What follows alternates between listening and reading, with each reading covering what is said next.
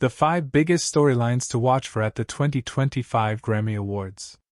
If you were to compile a list of the most frequently asked Grammy-related questions, one of them would surely boil down to a single word. Why? Why try to whittle the music industry's entire vast output, across countless genres, by artists from all over the world, down to a handful of industry-appointed winners? What's the point? It's best to think of the Grammy Awards as a 3.5-hour infomercial for the music industry.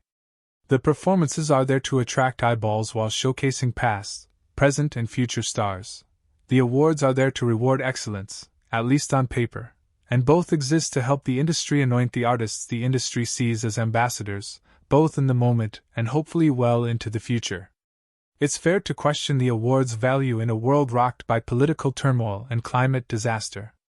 But if you're interested in the music industry, how it sees itself, and who it sees as its standard bearers, the Grammys have a lot to tell you.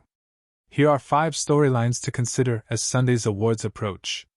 The CBS telecast begins at 8 p.m. Eastern Time, but remember that the lion's share of the awards, most of the Grammys' 94 categories, will be handed out in a web-streamed premiere ceremony that starts 4.5 hours earlier. It's tempting, and not necessarily inaccurate, to view this year's Grammys as a demolition derby-style clash of the titans involving some of the biggest names in pop music. The leading nominee, with 11 nods, is Beyoncé, who's won the most trophies in Grammy history, 32, while never snagging either of the award's crown jewels, Record or Album of the Year. This year, she's up for both, and Cowboy Carter and its chart-topping single, Texas Hold'em, are strong contenders.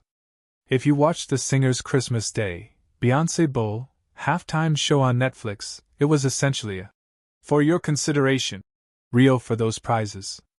They matter to her, and at this point, she'll be one of the night's biggest stories, whether it ends in triumph or another defeat in the major categories.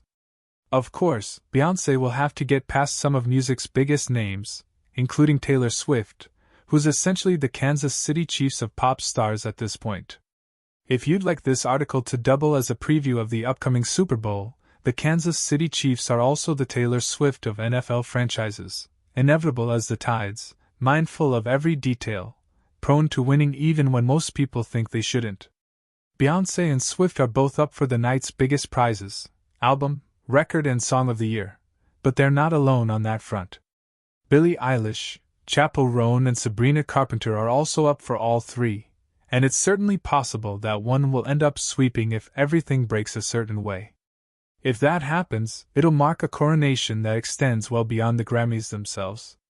And of course, Roan and Carpenter are in position to pull off an even larger and more prestigious potential sweep. Which leads us to